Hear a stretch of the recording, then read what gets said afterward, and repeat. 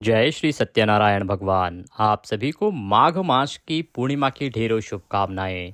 आज के इस वीडियो में हम बात करेंगे कि माघी पूर्णिमा किस दिन है और माघी पूर्णिमा पर भद्रा बताई जा रही है।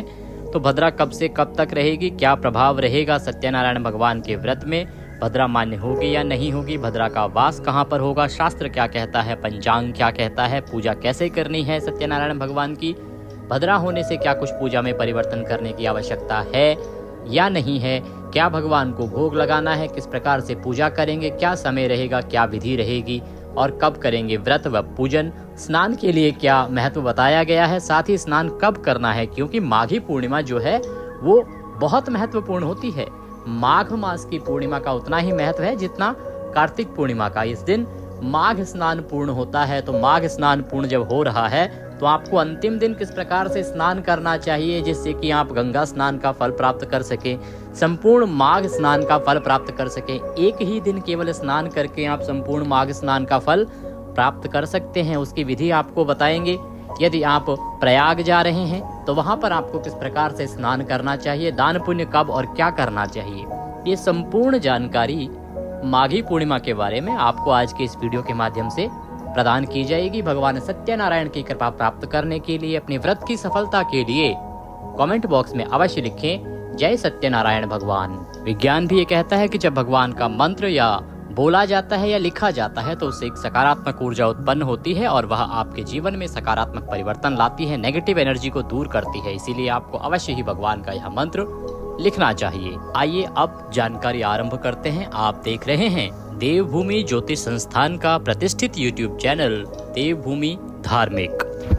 माघी पूर्णिमा, देखिए यूं तो पूर्णिमा प्रतिमाह आती है और पूर्णिमा अपने आप में बहुत ही महत्वपूर्ण तिथि होती है। इस दिन व्रत किया जाता है, भगवान सत्यनारायण का इस दिन व्रत किया जाता है, चंद्र अर्घ व्रत। परंतु ये जो माघ मास की पूर्णिमा है ना, इसकी महिमा बहुत अधिक है साहब। कारण क्या है?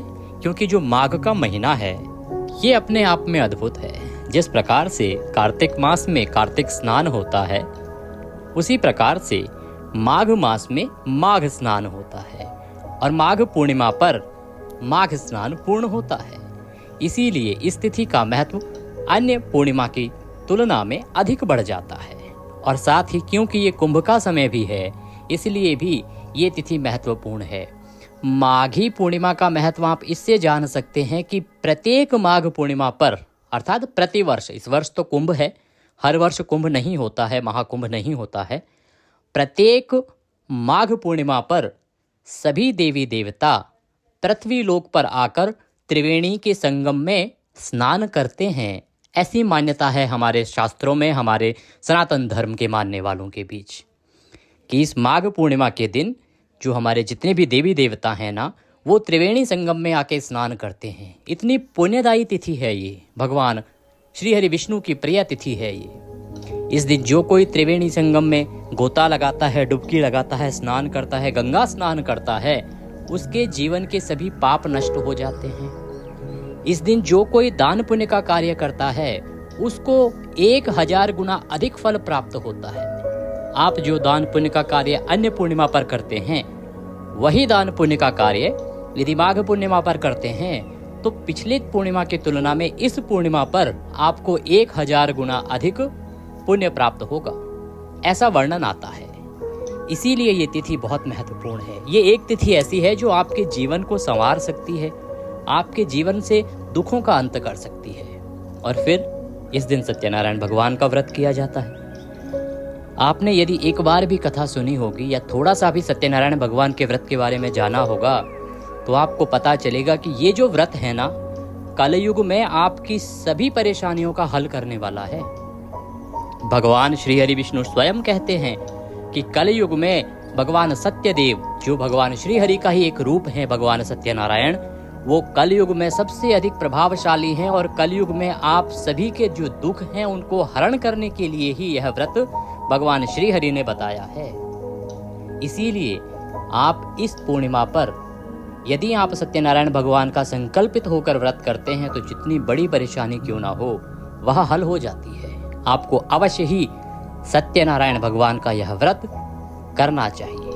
भगवान सत्यनारायण निसंतान को संतान देते हैं, धनहीन को धन देते हैं, जिसकी शादी नहीं हुई है उसको पत्नी देते हैं या पति प्राप्त होता है, वर की प्राप्ति होती है, भार्या की प्राप्ति होती है, सुख संपत्ति की प्राप्ति होती है। किसी के जीवन में कलह कलेश है तो वह समाप्त होता है। भगवान सत्यनारायण इस कलयुग में आपको सब कुछ देने वाले हैं, इसलिए आपको सत्यनारायण भगवान का व्रत व पूजन तो करना ही चाहिए। हम पूजा विधि की बात करेंगे, दान पुण्य कैसे करना है, क्या करना है, इसकी बात करेंगे। उससे पहले ये बताना आवश्यक था कि ये जो पूर्णिमा तिथि आ रही है साहब, ये कितनी महत्वपूर्ण है। और आप इसको अवसर की तरह मानिए कि आपके हाथ में एक सुनहरा अवसर आ रहा है, बार बार नहीं आता। इसको आप लपक लीजिए, अर्थात दोनों हाथों से ग्रहण कीजिए और इस तिथि का लाभ लीजिए। अब बात करते हैं कि आपको इस तिथि पर क्या क्या करना है, कैसे करना है, क्या विधि होनी चाहिए। सबसे पहले इस तिथि की शुरुआत कीजिए ब्रह्म मुहूर्त से। ब्रह्म मुहूर्त का जो समय होता है वो देव स्नान का समय होता है। ब्रह्म मुहूर्त में आपको इस दिन स्नान करना है। यदि गंगा जा सकते हैं उत्तम है, किसी अन्य पवित्र नदी पर जा सकते हैं उत्तम है, त्रिवेणी संगम जा सकते हैं सर्वोत्तम है। परंतु सबके लिए संभव नहीं है कि इन स्थानों पर जा सकें। तो जो लोग घर पर हैं वो घर पर रहकर भी इस पुण्य को प्राप्त कर सकते हैं। 3 कार्य कीजिएगा। सबसे पहले तो जो स्नान करने का पानी है आपका, उसमें बाल्टी को अच्छे से साफ कर लीजिएगा। पहले गंगा जल डालिएगा, या त्रिवेणी का आपके पास जल हो तो त्रिवेणी संगम का जल डालिएगा। तदोपरांत उसमें काले तिल डालिएगा।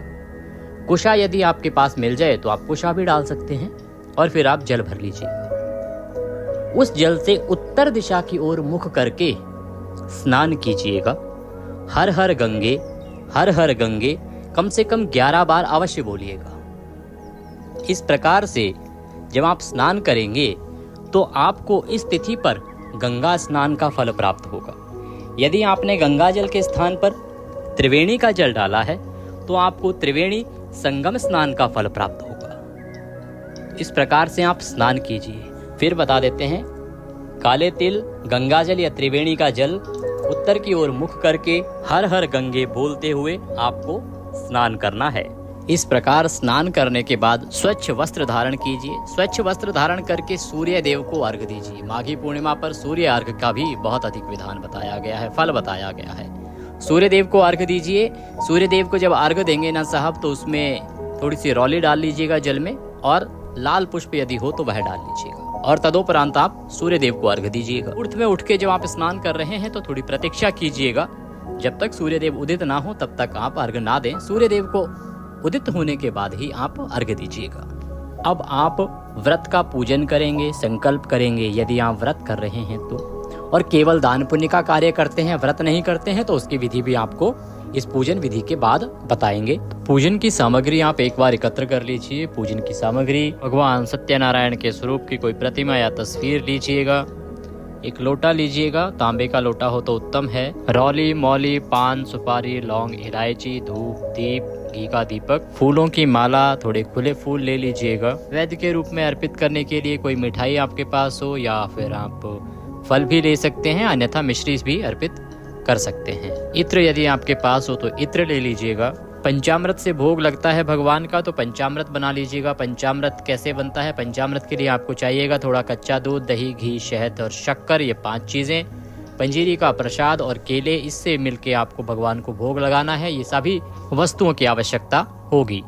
तो जब तक आपका भोग बन रहा है तब तक आप पूजन कर सकते हैं, और अगर भोग आप पहले ही तैयार कर लेते हैं, आप स्वयं ही बनाने वाले हैं और स्वयं ही पूजा करने वाले हैं, तो आप प्रसाद के लिए भोग भी आप समय से ही बना लीजिए। उसके बाद आप पूजन करने के लिए बैठिए। तो पहले हम पूजन आरंभ करेंगे। सारी सामग्री को आप एकत्र कर लीजिए। उत्तर दिशा की ओर या पूर्व दिशा की ओर मुख करके बैठिए। 2 ही दिशाएं हैं जो सबसे उपयुक्त हैं, या तो उत्तर की ओर या तो पूर्व की ओर। इन 2 दिशाओं की ओर ही मुख करके आप कथा भी सुनेंगे और पूजन भी करेंगे। तो आप आसन लगा के बैठ जाएं। सबसे पहले आप सारी सामग्री को और स्थान को पवित्र करेंगे। तो इसके लिए जो लोटा है तांबे का, उसमें पहले थोड़ा गंगा जल भरिए, उसके बाद उसमें शुद्ध जल भर लीजिए, और उसमें एक पुष्प रखिए। उस पुष्प से चारों तरफ जल करेंगे, आप जल छिड़केंगे। हम मंत्र यहाँ से बोलेंगे, ओम अपवित्रः पवित्रो वा सर्वावस्थांगतोऽपि वा यः स्मरेत पुंडरीकाक्षं स भयान्तरः शुचिः ओम। इस प्रकार जल के छींटे देके आपने सभी सामग्री को, स्थान को भगवान की कृपा से पवित्र किया है। अब भगवान की स्थापना कर लीजिए। यदि चौकी है तो चौकी पे भगवान को बिठाएंगे, अन्यथा आप पृथ्वी पर भी प्रतिमा या तस्वीर को रखकर पूजन कर सकते हैं। जब भी भगवान को स्थापित करेंगे ना, तो स्थान अवश्य दीजिएगा। स्थान देना चाहिए आपको। स्थान या आसन कैसे देंगे? जहां आपने तस्वीर रखनी है वहां पर थोड़े से पुष्प रख दीजिए या अक्षत रख दीजिए, स्थान के रूप में या आसन के रूप में, और उस पर भगवान की तस्वीर प्रतिमा को आप स्थापित कर दीजिए। आप कलश देव भी स्थापित कर सकते हैं और गणपति जी भी स्थापित कर सकते हैं।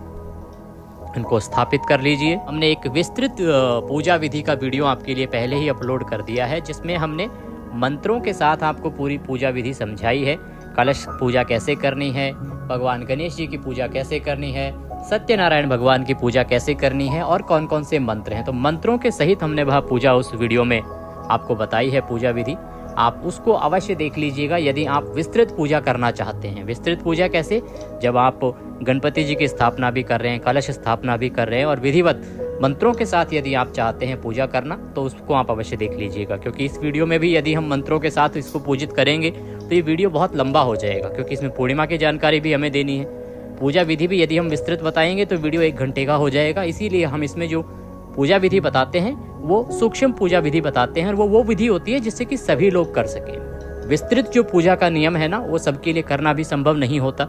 इसीलिए ये वो पूजा विधि है, पंचोपचार पूजन विधि, जिसको कि सामान्य से सामान्य व्यक्ति भी कर सकता है, और यह भी उतना ही पुण्यदायी है जितना कि वह। आइए, स्थापना करने के बाद यदि आप जोड़े से पूजन कर रहे हैं तो गठजोड़ कर लीजिए। अकेले पूजन कर रहे हैं तो आप अकेले बैठ जाइए। तो जो लोटा है जल का, उसमें 1 चम्मच रखिएगा, जिसे आचमनी भी कहते हैं।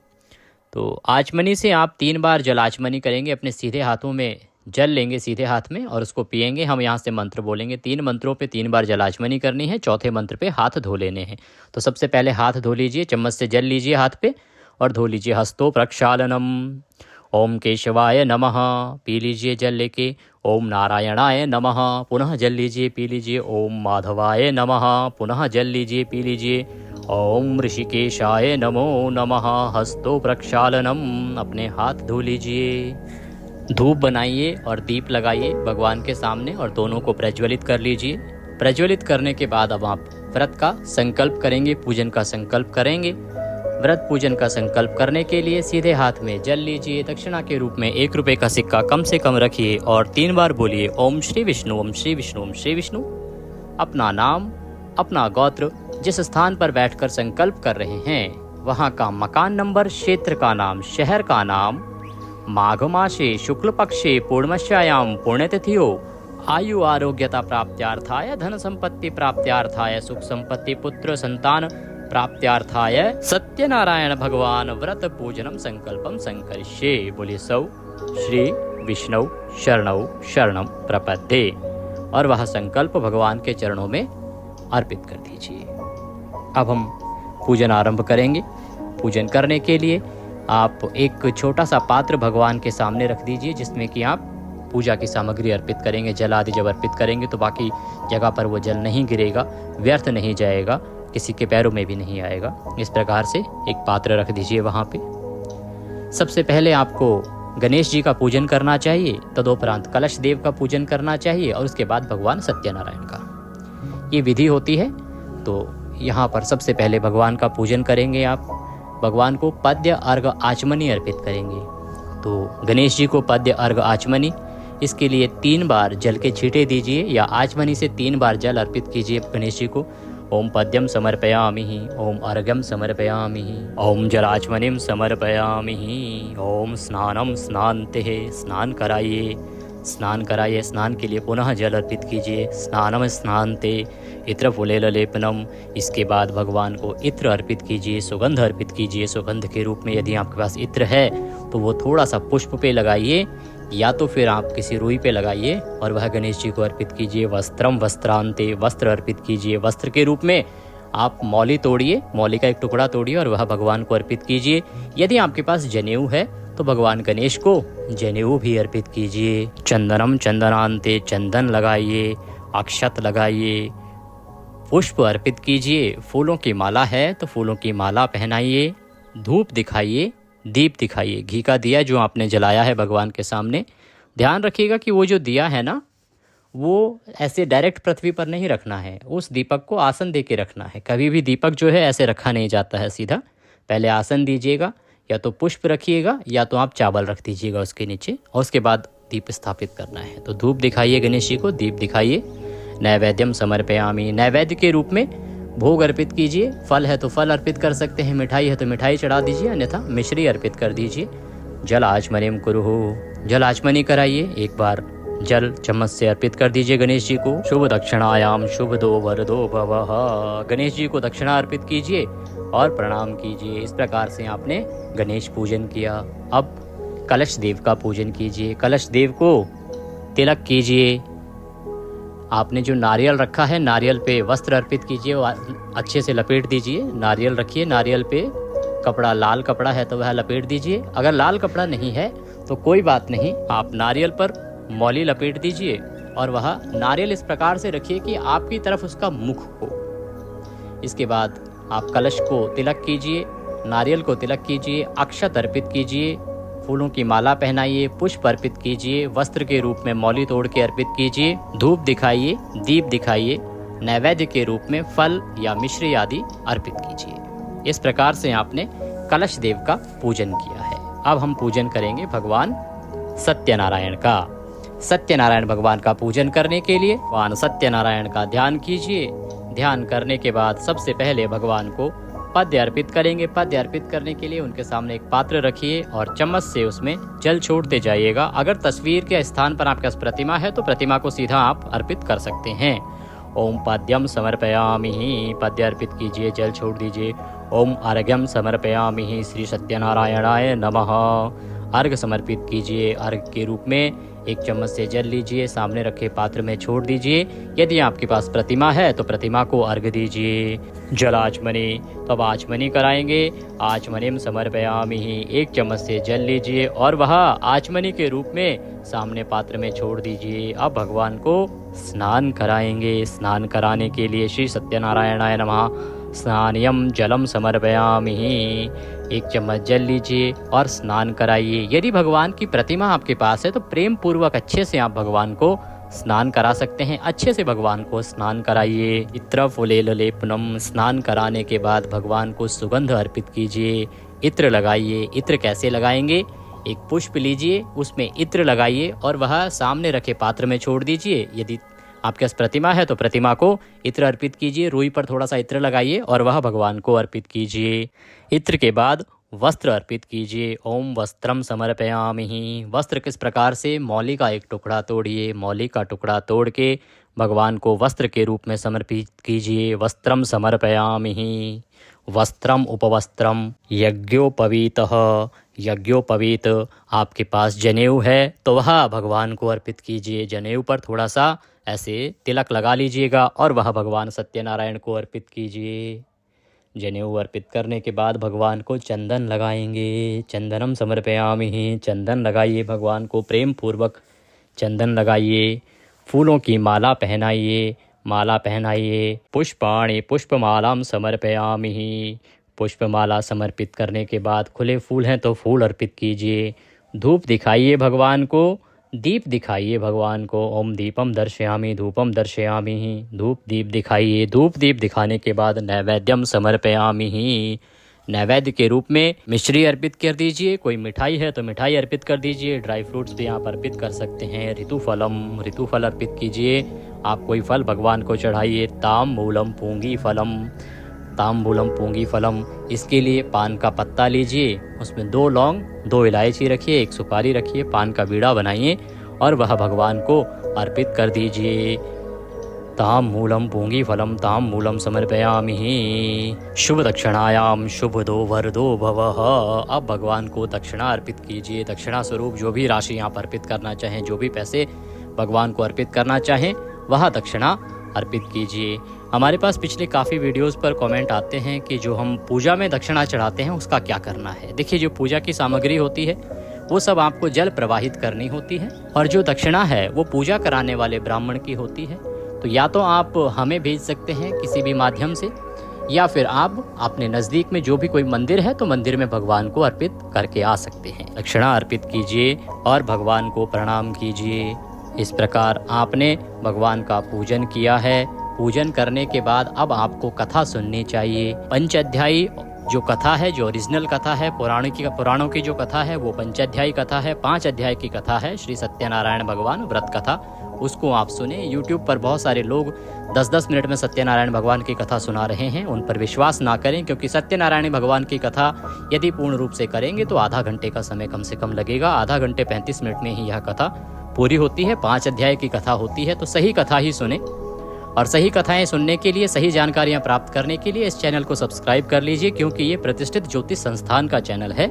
इस पर जो भी जानकारी हम देते हैं वो सही होती है और ये पंचांग और पुराणों पर आधारित होती है। इसीलिए हम सही कथाएं सुनाते हैं, सही जानकारी प्रदान करते हैं। तो चैनल को सब्सक्राइब कीजिए और बेल आइकन के निशान को अवश्य दबा दीजिए, जिससे कि सही जानकारियां आपको और सभी वीडियो आपको मिलते रहे। कथा सुनेंगे, कथा सुनने के बाद भगवान की आरती करेंगे। आरती करने के बाद भगवान को भोग लगाएंगे। भोग कैसे लगाएंगे?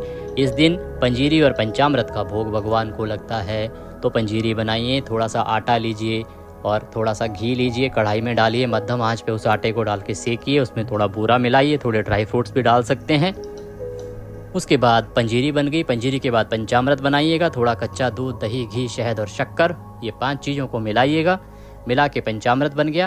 केला लीजिएगा, उसके छोटे छोटे पीसेस काट लीजिएगा और वह भगवान को भोग के लिए थाली में सजाइएगा। उसके बाद तुलसी का पत्ता उसमें रखिएगा और भगवान को प्रेम पूर्वक भोजन के लिए निवेदन कीजिएगा, भोग लगाइएगा। भोग लगा के आप भगवान को पुष्पांजलि करेंगे। पुष्पांजलि आवश्यक प्रक्रिया है जो आपको प्रत्येक पूजा में करनी ही चाहिए। इसके लिए अपने हाथों में पुष्प ले लीजिए, खड़े हो जाइए। मंत्रहीनम क्रियाहीनम भक्तिहीनम सुरेश्वर उचितम मया देवो परिपूर्णम तदस्तु मे। सत्यनारायणं देवं वन्देहं कामदं प्रभुं लीलया विततं विश्वं येन तस्मै नमो नमः। प्रभु सत्यनारायण भगवान, न हम आपका आवाहन जानते हैं, न मंत्र जानते हैं, न क्रिया जानते हैं, न विधि जानते हैं। हम अज्ञानी जीव हैं, हम कुछ नहीं जानते। जैसे हमारी छोटी सी बुद्धि में आया, जो हमारी समझ है उसके अनुसार हमने ये आपकी पूजा की है, हम आपका व्रत कर रहे हैं। प्रभु, इसमें जाने अनजाने में कोई गलती, कोई त्रुटि, कोई भूल हमसे हो जाए तो उसे हमें क्षमा कीजिएगा। आप दया सिंधु हैं और हम आपके दर के भिखारी हैं। हे प्रभु, आपको अर्पित करने के लिए हमारे पास कुछ नहीं है, तन मन धन सब आप ही का है। हमारे पास क्या है? मालती मलका जाति सत्पत्रादि संयुक्तम पुष्पांजलिम मया दत्तम ग्रहणाम परमेश्वर। हे प्रभु, यह पत्र पुष्प की भेंट है, इसे आप स्वीकार करें और दया का आशीर्वाद प्रदान करें। इस प्रकार से पुष्प भगवान के चरणों में अर्पित करें, भगवान को नमस्कार करें। नमन करके वहीं पर खड़े होके प्रदक्षिणा कर लें, अर्थात परिक्रमा लगा लें। परिक्रमा करने के बाद, प्रणाम करने के बाद आपका पूजन पूर्ण होता है। आप ब्राह्मण को हो सके तो भोजन कराएं या दान आदि का कार्य अवश्य करें। इस दिन ब्राह्मण को दान देने का बहुत अधिक फल है। पूर्णिमा के दिन आप ब्राह्मण को दान दें, गरीबों को दान दें। क्या दान दें? भोजन की सामग्रियां दान दें, पानी आप दान दे सकते हैं, खाने पीने की वस्तुएं दान दे सकते हैं, दूध दान दे सकते हैं, दुग्ध दान का फल है। साथ ही इस दिन आप जूते दान करें, चप्पल दान करें, छाता दान करें, आसन दान करें, इसका बड़ा विधान है। और तिल दान आपको अवश्य करना चाहिए। माघ पूर्णिमा है, इस दिन सवाया तिल लीजिए, 125 ग्राम, 1.25 किलो, 2.25 किलो, 5.25 किलो, 10 किलो, इस प्रकार से सवाया तिल लीजिए और वह दान कीजिए। उत्तम फल है पूर्णिमासी पर। इस प्रकार से आप पूजन करेंगे। विधि बताई है, दान क्या करना है ये बताया है। अब बात करते हैं भद्रा की और पूर्णिमा कब है इसकी। देखिए, इस दिन ना जो पूर्णिमा जो तिथि आरंभ हो रही है ना, वो आरंभ हो रही है 11 फरवरी को। 11 फरवरी को शाम को 6:55 पर, 18:55 अर्थात शाम को 6:55 पर आरंभ हो जाएगी और ये समाप्त होगी 12 फरवरी को रात को 19:22 अर्थात 7:22 पर। तो सूर्य के मुख से 12 फरवरी को पूर्णिमा रहेगी, उत्तम रहेगा। और जो चंद्र व्रत कर रहे हैं उनके लिए भी 12 फरवरी को ही चंद्रोदय पूर्णिमा में है। तो 12 फरवरी को आप पूर्णिमा का व्रत करेंगे। माघी पूर्णिमा का सारा दान पुण्य का कार्य भी माघी पूर्णिमा का होगा 12 फरवरी को ही, और सभी कार्य होंगे 12 फरवरी को। व्रत सत्यनारायण भगवान का 12 फरवरी को। अब बात आती है भद्रा की। हाँ, भद्रा है क्योंकि भद्रा जो है वो 11 फरवरी को ही आरंभ हो जाएगी रात्रि को, जैसे ही पूर्णिमा आरंभ हो रही है 18:55 पर। और ये सिंह की भद्रा है, तो पृथ्वी पर इसका वास भी होता है। परंतु ये जो भद्रा है ना, ये सुबह 7:08 पर समाप्त हो जा रही है। इसीलिए आपको अधिक घबराने की आवश्यकता नहीं है। आप इसके बाद पूजन आदि कर सकते हैं। जो ब्रह्म मुहूर्त का जो कार्य है स्नान आदि का, उसमें भद्रा का कोई दोष होता नहीं है, तो वो आप आराम से कीजिए, किसी प्रकार का कोई परेशानी नहीं है। 7:08 पर सुबह भद्रा समाप्त हो जाएगी, तो डरने वाली कोई बात है नहीं इसमें।